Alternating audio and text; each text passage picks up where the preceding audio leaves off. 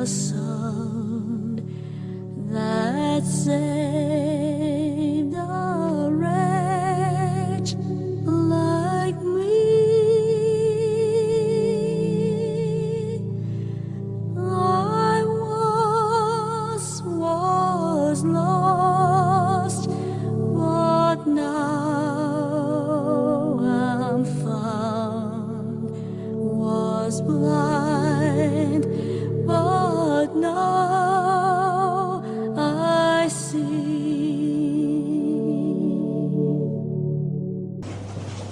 Salm 19, Salm ta' David. David illi sikwit nasab jiena kien joqgħod barra jirannaċ u jħares lejn smewwiet u l-muntanji u l-widien u jirrifletti. U hawnhekk se jitkellem f'dan is-salm dwar iż-żewġ kotba li tagħna Alla.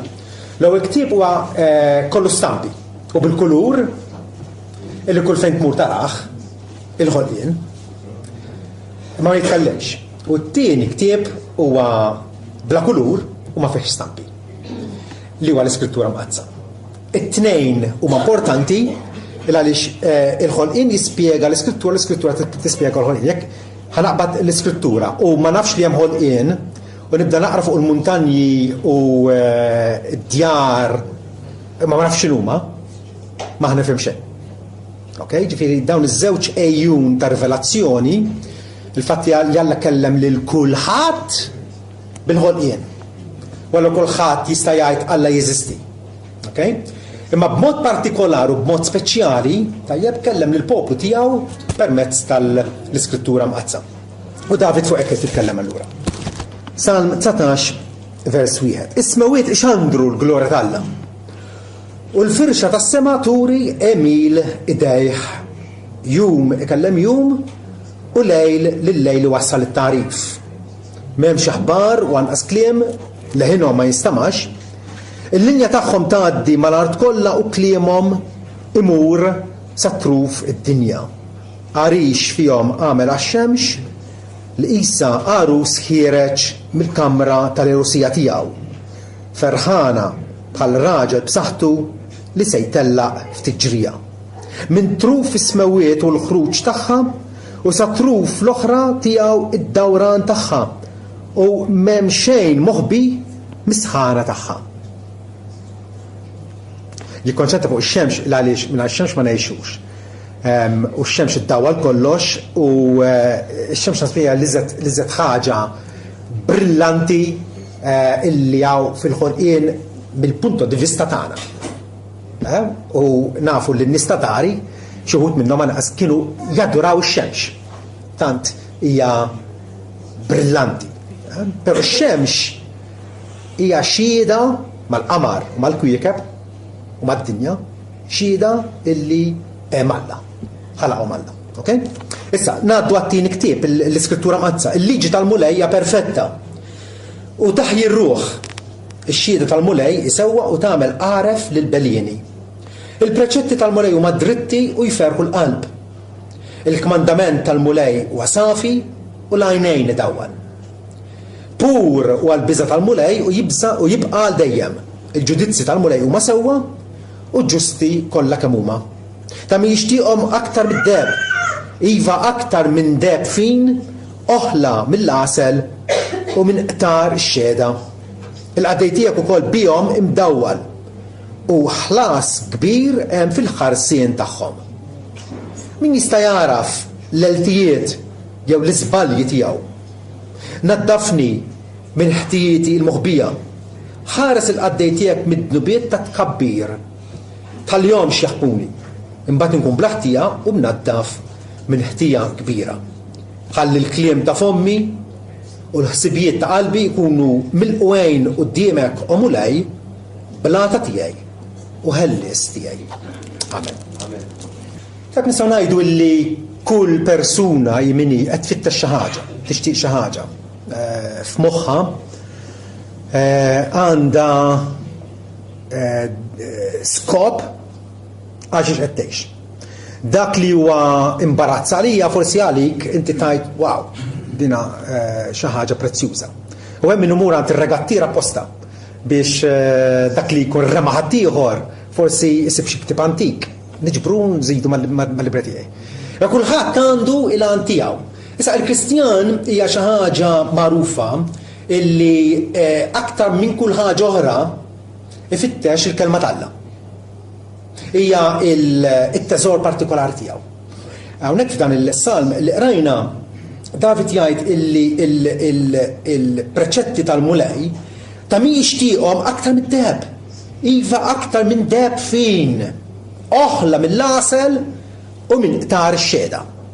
Hemm min ifittex li jsir sinjur, hemm li jfittex li jitpaxxa fil-ġisem, żewġ drives qawwija tal-bniedem hija jew li jħaxxan il-but jew li jħaxxan żaqbu vera. Għandek l-għasel li huwa ikel fin u għandek ukoll id-deheb li aktar materjal jiswa aktar minnu ftit li xejn issib. Il-kelma tal-Alla għalina tiswa aktar mid-deheb u aktar mill-qtar tax-xeda. Għaliex nafu għaliex Alla sejħilna. Għaliex Alla fridna mill-bqija tan-nies waqt li għadna ngħixu magħhom fl-istess soċjetà, però sejħilna b'din sejħa partikolari. Għaliex biex aħna nkunu għall-glorja tiegħu. U din il-glorja aħna nagħtuwielu billi nirrispondu kif jixraq għall-messaġġ tiegħu. Alla kellimna. Din hija l-meravilja illi Alla li huwa infinit oġbu illi jirrelata magħna. L-imħabba tiegħu waslitu biex brida tajba ifittex illi jkollu relazzjoni magħna. Aħna li ma xejn li ftrapp urmiet, Alla ipoġġi dinjità fuq il-bniedem, meta dak il-bniedem apparti li għandu dinjità għax maħluq minn Alla, però għandu dinjità jerġa' ola meta dak il-bniedem jirrispondi għal Alla. Meta jwieġeb għal Alla. Il-Kristjan huwa wieħed li wieġeb għal Alla. Sema il-bxara tajba illi Alla bl-intervent dirett tiegħu għalana mill-ħama ta' dnub, għalana minn taħt il-kundanna u daħħalna fis-saltna ta' ibnu l-maħbub li fiħanna l-fidwa, il-maħfra l-dnubiet. U allura il-kelma ta' Alla għalina issa saret prezzjuża.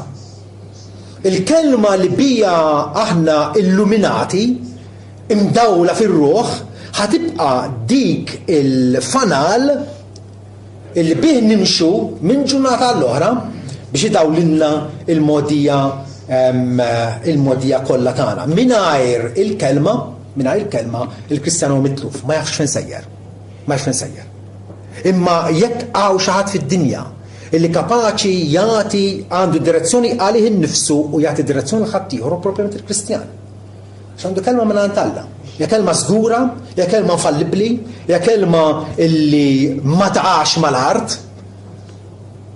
Alla jgħid illi kelmti hija stabbilita għal dejjem fis-smawiet. U allura nafu illi meta aħna niġu wiċċ imwiċċ mal-Iskrittura mqazza, Alla qed ikellimna. U allura dik hija l-ħaġa super prezzjuża għal kull Kristjan. Jekk ma taħsibix bħali allura hemm bżonn li tagħmel ċertu evalwazzjoni mill-ġdid ta' x'inhuwa prezzjuż għalik jew ta' x'qed tfittex għalik. Il-Kristjan normali jaf li huwa mwieled mill-ġdid permezz tal-kelma ta' Alla bħal dik iż-żerrija li ma titħassarx, issa miżruha fil-qalb tiegħu għaliex miżruha biex tagħmel il-frott tagħha. Frott li jkun ta' glorja għal Alla. L-Apostlu Pawlu meta talab għal Filippin għalhom li qed nitlob biex intom timtlew bil-frott tal-ġustizzja. Frott għajxin tajjeb illi jiġi permezz ta' Ġesu Kristu għal glorja u l-fuħrija ta' Alla. Ma nistgħux naffordjaw li aħna ninsew jew nitfixklu għal xiex aħna msejħin. Jien l-eżistenza tiegħi, ħajti, il-bqija ta' omri, kif jaqbel li ninvestih l-aħjar?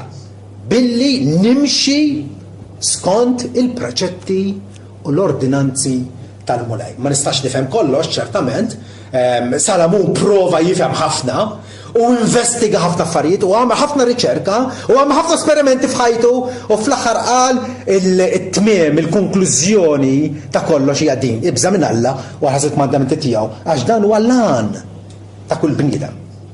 ma nistgħux nerġa' ngħid naffordjaw illi nitilfu dan il-għan. Kważi kull fejn taqra fl-iskrittura, issib stejjer, issib profezija, issib tifħir l-Alla, issib dottrina, issib tussijiet, issib ħafna affarijiet. Però kważi kull paġna ħassib komandament, ħassib direttiva kif għandek tgħix.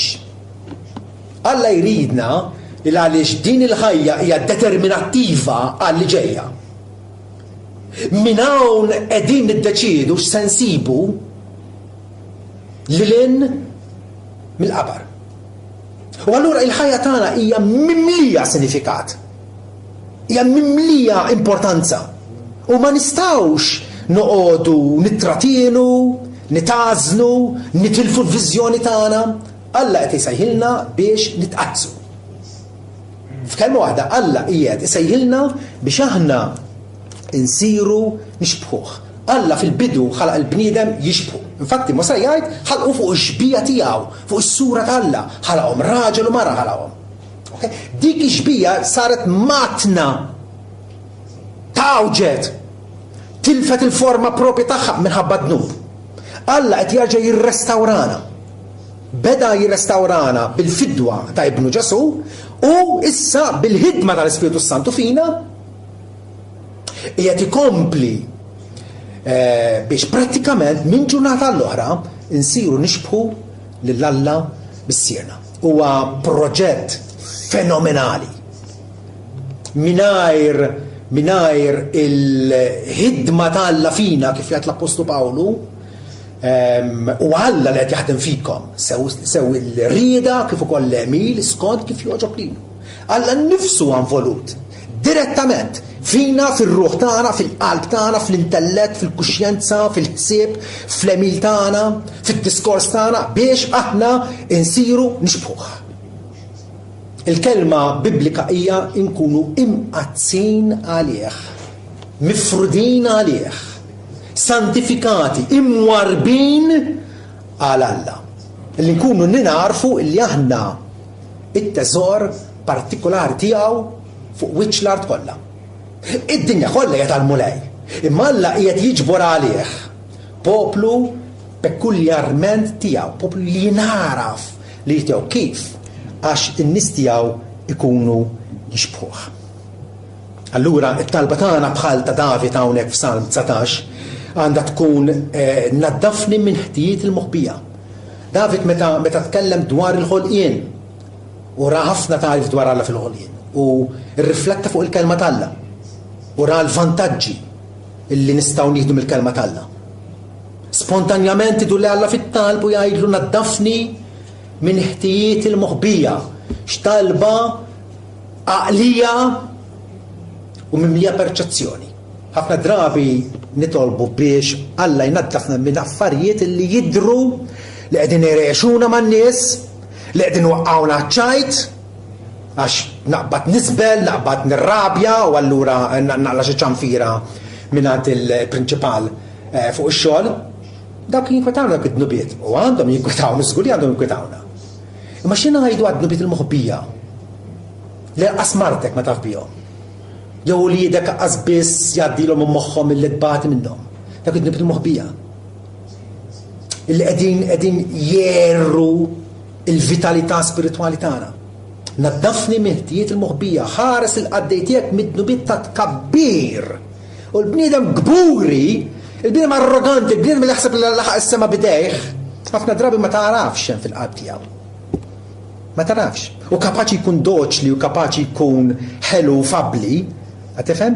Għaliex irid jisfruttak. Il-gburija ta' sabiex tagħmel minn kollox. David qed jgħidlu mulej, naddafni ħares il-qaddej tiegħek mid-dnubiet ta' tkabbir, tħallihomx jaħkmuni. Imbagħad inkun bl-ħtija u mnaddaf minn ħtija kbira. David qed jaraf li t-taqdis tagħna tibda minn ġewwa. Minn affarijiet li ma jidrux, affarijiet moħbija, difetti, dnubiet, fallimenti moħbija. Għal wiċċ in-nies kapaċi nippreżentaw front preżentabbli ħafna. Imma Alla, aħna ma' Alla għandna x'naqsmu. Miegħu lilu rridu nagħtu kontu. David qed jgħid isma' ibda mulej jekk jogħġbok, ibda minn ġewwa. Bil-persuna vera tiegħi, it-tkabbir tiegħi. Il-dnubiet il-moħbija tiegħi. Tarfu li fejtħol it-taqdis tagħna mhuwiex faċli.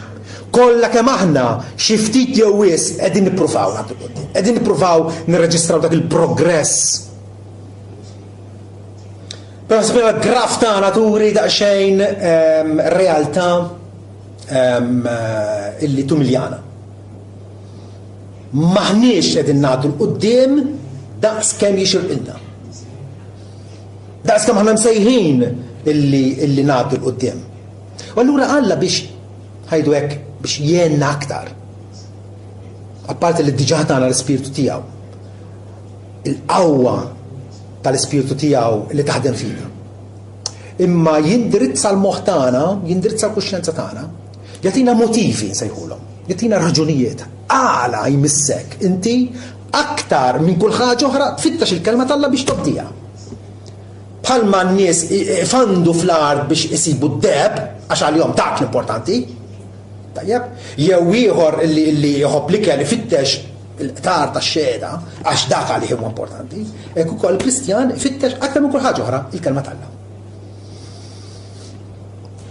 Aħna bħala bnedmin nirreaġixxu naqdu nagħmlu xi ħaġa meta nara raġuni tajba għalfejn għandi nagħmilha.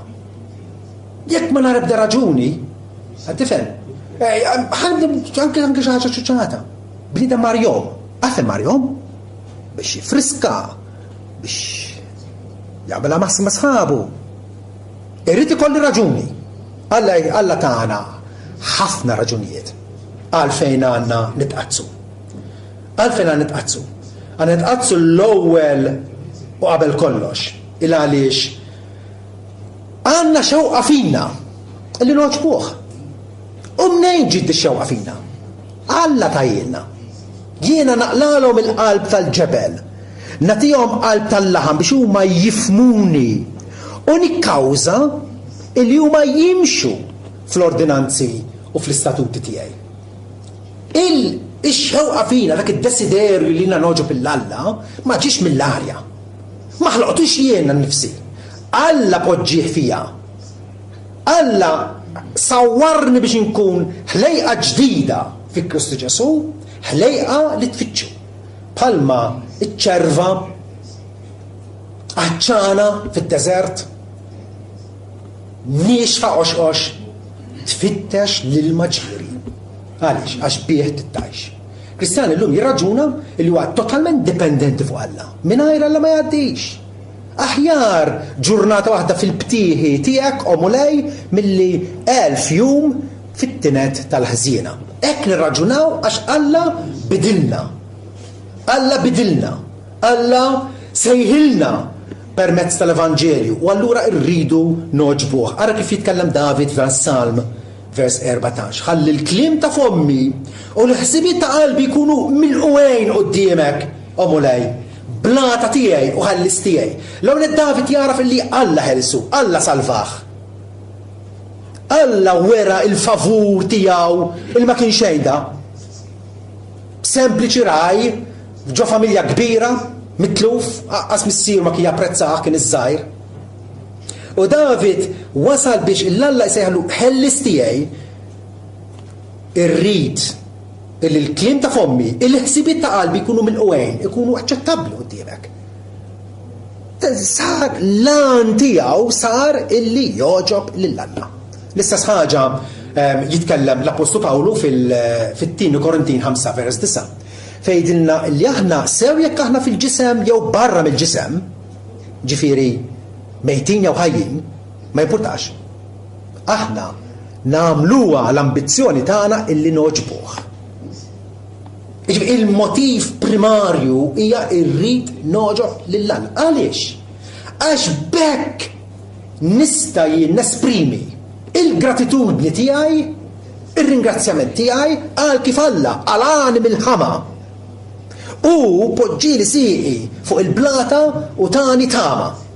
Tani futuru tama li nista' ħares u ħassita nisfida lill-mewt u ngħidra mewt fejn ir-rebħa tiegħek? Ħabar, fejn huwa l-vittorja tiegħek? Dawk il-ledewwa tagħna huma melubin. U allura jiena rrid nirrispondi għal din l-imħabba tagħna. David hawn qed jagħtina raġuni evanġelika. David jaf x'inhu l-Vanġelu. Ma kienx jafu daqsna, imma jafu. Il-Alla jsejjaħlu ħellis tiegħi u allura mulej. Irrid illi l-ħsibijiet tiegħi minn ġewwa għal barra x'joħroġ minn fommi u allura x'nagħmlu wkoll bidejna ikunu aċċettabbli quddiemek. Ġesu għalina jekk intom tħobbuni tħarsu il-kmandamenti tiegħi. X'motiv sabiħ u x'motiv sempliċi qiegħed jagħtina. Jekk aħna tabel narfuh il-Ġesu u nsejħulu Salvatur u ċoe illi ġabilna l-maħfra illi bih aħna ġustifikatu quddiem Alla. Alla għata sentenza diġà u għataha favur tagħna. M'intix ħati, inti liberat.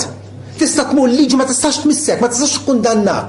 Issa m'hemm ebda kundanna għal dawk li huma fi Kristu Ġesu. Dawn affarijiet nafuhom. U allura jien kif se nirrispondi? Billi naraf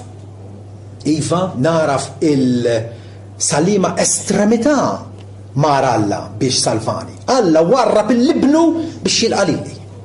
X'waħda din? Alla ħalla li l-libnu jkun imsammar ma' salib abbandonat mis-sema u l-art biex jagħtina akkoljenza sabiħa. Lili li kont propjament għadu tiegħu. Jekk tħobbuni mela, intom tħarsu il-kmandamenti tiegħi. Ġwanni l-Apostlu jgħidilna illi din hija l-imħabba tagħna, ġifieri din bekk nistgħu nuru l-imħabba tagħna lejn Alla. Kif? Billi nħarsu l-kmandamenti tiegħu. U l-kmandamenti tiegħu mhumiex tqal, mhumiex gravużi, mhumiex xi madmat kiefer li qed jobbroxna u qiegħed jattanna. X'hemm minn dan? Il-kmandamenti tal-Alla aħna nafu li huma tajbin, nafu li Alla tomna ġittana u allura iva ħanuri, ħanesprimi l-imħabba tiegħi li Alla li mixen li f'responsorjala l-imħabba tiegħu lejja. Għandek l-imħabba tal-Alla lejna li hija infinita, l-imħabba tiegħi lejh iva hemm ma nistgħu nikkomparawha naqas xejn. Dejjem ifittex rifuġju fl-imħabba tal-Alla. Mhux kemm jieqed inħobb l-Alla kemm hu ħabni. Dik hija l-kwistjoni kollha. Imma jekk ta' bilħaq għaraft l-imħabba tal-Alla. Il-bagħad il-libnu biex jkollna l-ħajja bih, allura jiena ma jistax ikun li ninvesti li nnifsi. Ħajti, l-abbiltajiet tiegħi, ħini biex f'kull sens, f'kull ħin, f'kull post jien fejn jien nosserva il-kmandamenti tagħna. Għax bekk, bażikament bekk qed nuri illi jien ta' bilħaq inħobbu. Imma jekk xejn ukoll meta aħna nosservaw il-kmandamenti tagħna ukoll qegħdin inżommu kuxjenza tajba. Kemm huwa sabiħa li jkollok kuxjenza tajba. Ġieli tkun għamiltu xi ħaġa ħażina u jkun hemm dak l-akkużatur ġo fik, inkolli jipponta subaħ lejk jgħidlek messek tistħi għamilt hekk. Messek tistħi. U x'tip ta' ħajja tkun dik? Ħajja miżerabbli. Ħajja skuntenta. Taf illi kapaċi tgawdi aħjar minn hekk. Meta aħna nobdu l-kmandamenti tal-Alla, qegħdin inżommu kuxjenza tajba qudiemu. Pawl qal li l-gvern obduh ħalla jridkom li tobduh. Għax ma ebda seta. Ħlief dik mogħtija minn Alla, stabbilita minn Alla. U allura il-Kristjani kullum kien għandhom jobdu lill-gvern mhux biss minħabba l-għadab li ma tmux tkun ikkastigat imtella l-qorti, imma wkoll minħabba l-kuxjenza jgħidilna. Roman 13:5. Minħabba l-kuxjenza. Għax Alla jaf illi meta nagħmlu l-ħażen aħna nkunu skuntenti. Meta nagħmlu t-tajjeb nkunu ħienja, nkunu feliċi. Jaf miex aħna magħmulin. U għamilna. Ħriġna minn idejh. U allura iva minħabba l-kuxjenza huwa tajjeb. Għandna motiv ieħor għalfejn għandna noġbu lil Alla. Ma kemm il-darba nisimgħu il xulxin ngħidu nixtieq li Alla jużani. Okay. Tajjeb, nixtieq li Alla jużani, nixtieq li nkun utli għal mulej. Din hija idea biblika. Hija idea tajba. Illi il-Kristjan għandu ikollu l-ambizzjoni illi jkun reċipjent għal użu nobli. Illi jkun għodda fidejn Alla. Biex Alla jużah. Alla jużah għat-kattir tal-Evanġelju, jużah għall-istabilità tal-familja tiegħu, jużah biex xogħlu fuq il-post tax-xogħol ikun ta' bilħaq tajjeb. Nixtiequ li Alla jużana, u x'vera. Pawlu lil Timotju ifakru illi trid li Alla jużak. Araw xi mara tad-dar illi tmur issajjar f'Borma jew f'Taġen maħmuġ li baqa' ma ħasilx mill-ġimgħa l-oħra. Jew araw xi pittur illi pittirlek pinsel qisu broxk illi mhux maħsul tajjeb u għandu ħafna żebba maqut miegħu. Jew ara tmux għal xi anċidentist li tkun taf li mhux qiegħed jisterilizza l-għodda tiegħu. Biex tkun utli u tajjeb għal tkun nadif int innifsek. Int innifsek. Dawk li jsejħu isem il-mulej għandhom jaħarbu mill-ħażen jgħid l-Apostlu Pawlu. Imma ikompli jgħid hekk imbagħad. 2 Timotej 22. Jgħid illi f'dar kbira mhux biss ħwejjeġ tad-deb u tal-fidda, imma wkoll ħwejjeġ tal-injam u tal-fuħħar. Okay? Reċipjent tad-deb li jitpoġġa fuq il-gradenza li jżejjen id-dar, kollu tinqix, kollu pittura. Ma ikun hemm reċipjenti fenna fjena biex jinġar l-alf għall-annimali fihom. Ok? Ta' kull xorta, tal-injam u tal-fuħħar. Xuħud ta' ġieħ, xuħud bla ġieħ.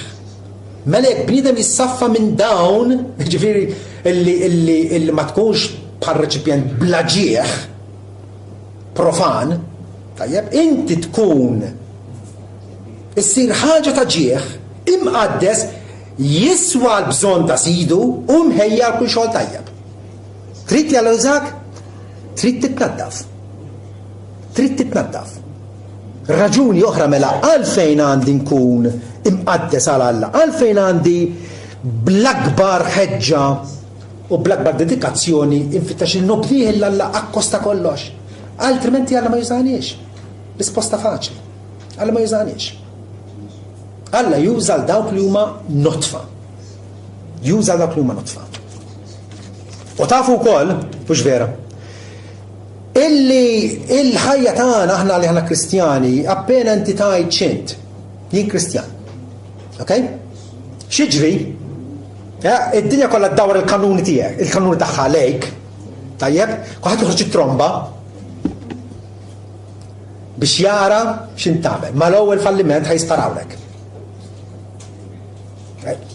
Aċċettaw ma aċċettaw, ekku, issejna dejjem ngħid. Aħna ma ngħixux għal wiċċ in-nies. Ngħixu għal Alla. Ngħixu għal Alla. Altrimenti nsiru farisej. Tifhem? Meta qudiem in-nies nġibruhom mod, meta mhux qudiem in-nies allura mbagħad nintelaq. Le, aħna ngħixu għal Alla. Alla li jarfu l-moħbi. Li d-dlam u dawla, li d-dawlu u d-dlam. Però, Ġesu qal intom id-dawl tad-dinja, intom il-melħ tal-art. Qegħdin niġu osservati. Għat-tajjeb jew għad-denni qegħdin niġu osservati. Jekk irridu illi l-infidili nies li mhumiex Kristjani jersqu lejn Kristu billi osservaw il-ħajja mifdija tagħna li tkun ħajja ta' bilħaq mifdija. Ta' bilħaq tintwera li mifdija. U ċoħe m'għadniex b'dak il-mor ta' mibeda, ta' invidja, ta' ejra, ta' arroganza, ta' klim laxk. M'għadniex hekk. U bekk in-nies tistaqsi. U Pietru jgħidilna għodu attenti issa, kunu preparati biex meta jisaqsukom x'inhija r-raġuni tat-tama tagħkom il għaliex intom ma tieħdux sem fl-idolatrija, ma tieħdux sem f'kwalunkwe ħaġa li hija ħażina. Kunu preparati biex tweġġbuhom bil-ħlewwa bil-manswetudni. Okay? Ġifieri dik ix-xewqa fina illi naraw l-infidili jersqu lejn Kristu, kif ħajjersqu meta jaraw illi ħajjitna hija radikalment differenti mill-bqija tan-nies. Għax Kristu qed jgħix fina, għax l-ispirtu tiegħu qiegħed ta' bilħaq operattiv fina. Pietru jagħti parir tajjeb lin-nisa li insertaw żwieġhom baqgħu ma konvertewx, baqgħu pagani, hekk ukoll intom in-nisa għandkom tissottomettu ruhkom għal żwieġkom. Biex jekk xi ħud ma jemnux il-kelma, huma wkoll jistgħu mingħajr il-kelma jintrebħu bl-imġiba tajba tan-nisa. Meta jaraw l-imġiba qaddisa u l-biża' tagħkom. Jaraw ir-referenza tagħkom, jaraw l-ispirtu ġwejjed tagħkom, mhux l-ajat, mhux li inti timponi fuq żewġek, imma li inti lesta li tobtieħ, lesta li tgħix miegħu f'armonija, fil-paċi, fis-sliem. Pietru qed jgħidhom tirbħuhom mingħajr il-kelma. U dawk hawn diversi hawnhekk li għandhom żwieġhom jew marthom li għadhom mhumiex Kristjani. Jafu x'intom? M'hemmx għalfejn toqgħodu tambrulhom fid-dnejhom kontinwament il-Vanġelu jaraw ħaj ittra ta' rekomandazzjoni miktuba mhux fuq il-karta imma fuq it-twafel ta' qalbkom. Imbagħad jgħidu iva dak li hemm fih żewġi jew marti huwa vera. U parir tajjeb illi bekk aħna niġbdu lin-nies bl-imġiba tagħna. Ħankun għaxen egoisti wkoll hawnhekk. Għalfejn għandi nobdih il-Alla għaliex il-barkiet li nirċievi meta nobdih. Huma travendi. Huma barkiet mis-sema. Fuq il-ħajja tiegħi, fuq il-ministeru tiegħi, nafu li kull wieħed waħda minna Alla sejħilna biex nagħmlu xi ħaġa biex nipparteċipaw biex nagħtu s-sem tagħna għal kobor tal-ġisem sħiħ ta' Kristu. Tajjeb, kemm fil-ħajja tiegħi, kif ukoll fil-ministeru tiegħi. Meta jiena nkun imqaddes għal Alla jberikni. Din nużaw sikwit. Alla jbirkek. X'qegħdin ngħidu Alla jbirkek? Alla jagħmilek ħajtek sinjura bit-bissima tiegħu fuqek. Meta inti taf u timxi konxjament Alla qed jarani u għandu d-bissima tiegħu favur tiegħi. Ara Pietru kif x'talim jatina fl-ewwel Pietru 3:9 li prattikament hawnhekk kull ma għamel qabad salmu qatt jikkwatah. Dak kien il-Bibbja tiegħu. Il-Testament il-Qadim u daħħala fil-ittra tiegħu illi kettot dari għada tot sallum qed jgħidilna. La troddux deni għal deni jew tajjir għal tajjir, imma l-kuntrarju birku. Kunu strument ta' ġita għal ħaddieħor. Okay? Imma għal-kuntrarju birku billi tafu li għalek intom sejħin biex tirtu l-barka. Għalfejn sejħin? Alla sejjaħli. Alla salvani biex iberikni. Min issa. Mux biss jatini l-ħajja eterna, ma jatina ħajja bl-abbundanza. Illi isawwa fija barka kontra barka. Per eżempju, ħajjetinna. Għax minħobb il-ħajja, tħobba l-ħajja. Inti kattif miegħek innifsek, tħobb tweġġelek innifsek jew tħobb il-ħajja. Inti pożittiv illi tixtieq illi tara illi l-ħajja tiegħek tkun tgħixha sal-massimu minn ma daħli xejn jien hekk irrid jiena. U Pietru tgħidilna minħobb il-ħajja u jixtieq jara jiem ħinja, għawx ħadd minna li ma jixtieqx ikun kuntent. Għara għattin l-għu nkunu laqxen egoisti għawek. Kolla kam aħna nixtiequ nkunu kontenti. Kolla kam aħna nixtiequ nkunu ħinja. Mux miserabli. Mela, minħobb il-ħajja u jixtieq jara jiem ħinja ħajħares il-sinu mill-ħażen. U xofteh minn kliem għarrieq l-ewwel ħaġa. Nosserva regolarment nies li qasqsu, jikdbu, ipenġu l-ħaddieħor ħażin u jaraw kif jawġu l-fatti, dawn huma nies indannati. Huma nies li m'għandhomx idea x'in il-barka talla fuqhom. Ħsiebhom biex jolew huma billi jbaxxu l-ħaddieħor. Le, jiena affaxxinat li Alla qollini, poġġieli saqaj fuq plata u nixtieq li allura ħaddieħor jitla' fuq l-istess pożizzjoni tiegħi. Dik hija l-gawdija tal-ħajja.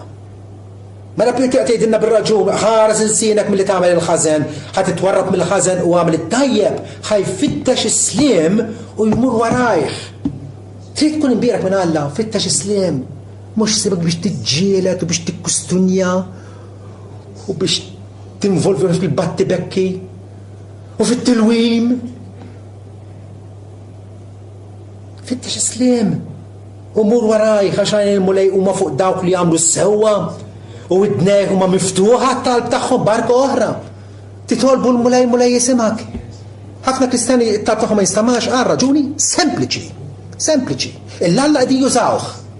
Għandi bżonn din ħaġa. Imma mbagħad ħansik. Le, meta inti qed tgħix qrib mal-Alla u tħobbu u qed tur li tħobbu bil-ħarsin tal-kmandamenti tiegħu, meta titlob Alla jisimak. It-talb imħeġġeġ tal-bniedem ġust jiswa ħafna. Elija talab u Alla wieġbu, Pawlu talab u Alla wieġbu, Samuel talab u Alla wieġbu, Iżajja talab u Alla wieġbu. In-nies għal-qalb Alla jismagħhom. Barka tremenda fil-ħajja tagħna. Imma ħasret il-mulej hija fuq dawk li jagħmlu d-deni. Il-ħasra l-mulej hija kontra dawk li jagħmlu d-deni. Pietru hawnhekk qed jgħid nisma'. Għalfejn għandek tobdi biex tkun imbierek. Biex tgħix ħajja umana. Mhux qisek annimal, qisek ħanżir.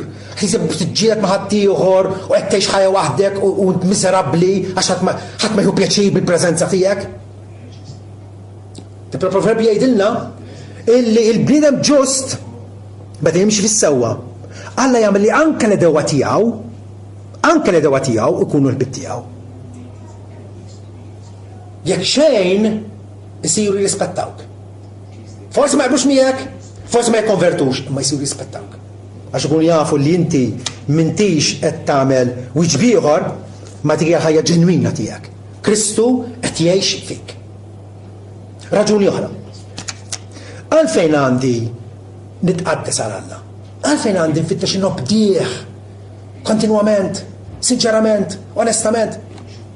Għax hekk ma nobdiex, Alla huwa missieri u kapaċi joħroġ is-sawt u jsawwatni. Lazar,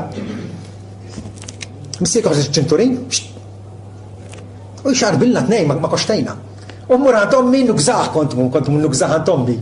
Ma l-pa sawatni ħarġi sawatni. Pa xamilt ħazin? Għat ma zammet miħaj? Xamilt ħazin? Meta Alla jsawatna xoħobna.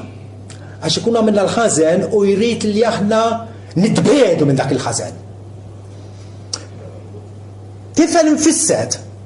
Tifel li l-ġenituri tiegħu jiġu jaqgħu qumu x'isir minnu la jikber. Aħna jagħmel li jrid. Aħalluh. Tlatt ġiratu kuljum, ejja nixtrihom lok. B'żewġ DVDs kuljum. Iffissa fuq it-televiżjon, ejja. Jagħtih minn kollu, le missiera mhux hekk. Missiera iħobbna wis aktar milli nimmaġinaw biex aħlina nagħmlu rridu. U meta ifetlilna nkunu stinati, Alla joħroġ is-sawt. Id-disciplina tiegħu għax iridna li nimxu fil-modijiet tiegħu. Litra l-Lud kapitlu 12 għan hemm pass twil fuq hekk. U l-awtur jammetti jgħid li misserietna ġenituri tagħna ikkoreġġewna skont kif derrilhom l-aħjar u kultant forsi missiki jiżbalja kultant, forsi kollha nistgħu ngħidu għadin. Kien jikkorġuna skont kif jidrilna imma Alla l-missier jikkorġina l-ġid tagħna biex nixxierku fil-qdusija tiegħu. Imma kemm ikun aħjar illi jiena mhix dritt u allura Alla m'għandux għalfejn joħroġ is-sawt. Għalfejn, għax qed noġbu diġà. Alla jiddixxiplina dawk li jħobbuh imma fejn jiddixxiplinhom għax mhumiex mexjin dritti. Mhumiex mexjin dritti. U kun rrid iġibhom lura fit-triq. Għalfejn għandhom bdiħ l-Alla biex nifranka id-disciplina tal-Alla. Aħjar nisma bil-kelma tajba mill-bidnewwa. Alla mhux ħajtlaqni, mhux ħajabbandunani, mhux ħaj kif xabbani, għax iħobbni wisq. Iħobbni infinitament aktar mill iħobbni lin-nifsi. U għallu hekk hemm bżonn isawwatni. Imma jekk nobdieħ, m'għandix għalfejn isawwatni. Missier qatt ma għala ċinturin u tagħna xeba xfetti l-katrina xeba, kellna fejt jiftehmu. Ta' fejt jiftehmu. Ok. Aktar minn hekk, għax għattilkom li hemm ħafna raġunijiet. Tafu li ħajkun hemm premji fis-sema, premji fil-ġenna. Aħna kultant rridu nirriflettu ħafna fuq dal-affarijiet biex nifmu illi Alla ta' bilħaq jippremja għal dawk illi jfittxuh sewwa. Illi jfittxuh bis-serjetà, Alla jippremjhom. U jippremjhom lil hemm mill-immaġinazzjoni tagħna. Alla jwedna ħaġa, meta jasab biex jatina dik il-ħaġa, tina magħha wisjed. Ok, jħobb insemmi l-Abram. Alla qallu ħantik dil-art kollha. Il-Kana, biċċa art żejra. Għatifem? Il-fattu, u Pawlu għamilin ċara fl-ittra tiegħu lir-Rumani, illa Alla ħajtih id-dinja kollha. Alla se jippremjana għal fedeltà tagħna, għall-ubbidjenza tagħna, għal fatt li aħna konna konsistenti fil-mixja tagħna, mixja li dejjem tagħmel progress. Mattew 6 vers 19. Ġesu jgħidilna: taħżnux it-teżori tagħkom fuq l-art fejn il-kamra u s-sadi taħassu u fejn ħallelin jiftħu jisirqu. Mhumiex sikuri hemmhekk. Iżda ħażnu t-teżori tagħkom fis-smawiet fejn il-kamra u s-sadid la jħassru u lanqas il-ħallelin ma jiftħu u lanqas jisirqu. Għax fejn hemm it-teżor tagħkom hemm tkun qalbkom ukoll. Idu min issa nagħmlu teżor għalina nfusna fejn fis-smawiet fl-aħjar bank ħasejħulu hekk illi żgur id-dividendi li max ħajkun wisq aktar milli nimmaġinaw. David f'Salm 19, is-Salm li qrajna vers 11, jgħid il-qaddej tiegħek ukoll bihom bil-kmandamenti tiegħek u hemm dawwar u ħlas kbir hemm fil-ħasien tagħhom. Hemm premju kbir lest għal dawk illi jobduh il-Alla. Pawlu dejjem żamm f'moħħu illi qatt nidru quddiem it-Tribunal ta' Kristu. Individwalment se nagħti konti nnifsi lill-Alla. Biex kull wieħed jirċievi sew skont ma għamel ħażin jew tajjeb. Hemm il-premji. U dak il-premji se jkunu għal dawk li jkunu obdew il-Alla konsistentament. Għalfejn għandu nobdih il-Alla?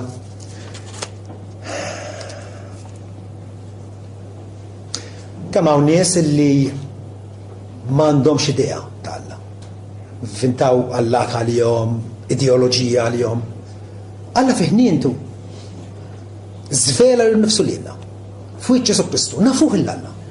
Nafuh il-Alla. Aħna nafu illi l-liben tal-Alla ġie u tagħna d-den biex narfu dak li hu veru, u aħna f'dak li hu veru f'ibnu Ġesu Kristu. Dan u Alla veru u l-ħajja ta' dejjem. Nafuh il-Alla. U privileġġ rari illi Alla qed jagħtina. U allura jekk jien nara fil-Alla għax m'għandix nimxi f'intimità miegħu. Għax m'għandix infittex illi nisfrutta dir-relazzjoni sal-massimu tagħha. Il-ħasra hi illi nikkonvertu, nibdew mix-xatana mbagħad nissettiljaw għal livell ta' kristjaneżmu medjokri. Medjokri. Aħjar minn ajru mill-libieħ. Nibirdu. U Ġesu qal l-antom kasħin u qasħan imma birda. U kważi ħan nirrimettikom minn fommi. Għalfejn għandi nitqaddes għal Alla għax irrid illi ngħix fil-qrib miegħu. Fil-qrib miegħu. Alla qal jien huwa Alla li nammar fuq iċ-ċirku ta' smewwiet, fuq it-tron tas-sema. U ma għandix bżonn la djar u għas-sakrifiċċji ma għandi bżonn xejn, imma lejn dal-bniedem iħares. Lejn dal-bniedem nirrispetta qed jgħid Alla. Lejn dak illi jisma' kelmti u jittriet għalija. Ġifi tant huwa xewqan dal-bniedem illi jobdih l-Alla. Għal dak il-bniedem jien nirrispettaħ. Ġesu jgħidilna fi-Ġwanni 14 vers 21. Jgħidilna minn għandu l-komandamenti tiegħi jħarisom. Dan huwa s-soġġett tagħna llum mhux vera? Minn għandu l-komandamenti tiegħi jħarisom. Dak hu li jħobbni.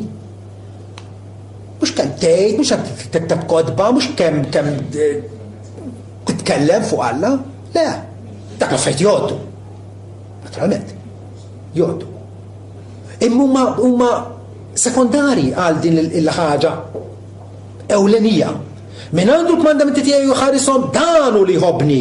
U min iħobbni jinħabb minn missieri u jiena uħobbu u nuri li nnifsi lilu. Wow! Ġiet jgħid dawk il-Kristjani li huma javvanzaw fl-ubbidjenza tagħhom. Ġesu jiżvelaw innifsu lilhom b'mod speċjali li Kristjani oħra ma jkunux jafu x'inhi dik l-intimità. Hija għal darba barka speċjali għal dawk illi jozzu u jmantnu u jfittxu li jiżviluppaw ir-relazzjoni tagħhom ma' Alla.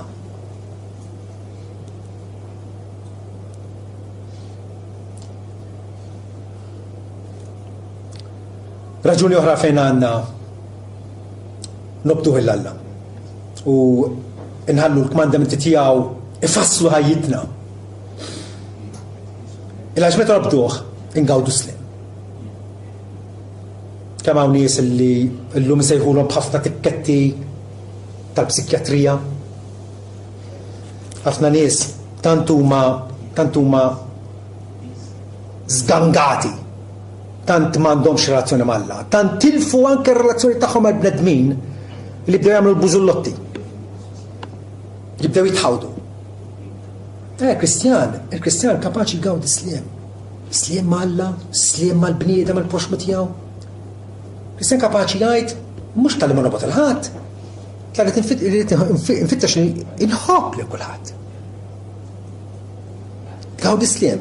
Salm 19 vers 7. Il-liġi tal-Mulej perfetta u taħji ir-ruħ. Taħji għar-ruħ, tifriska, tirrestawra. Għanna kollha kemm aħna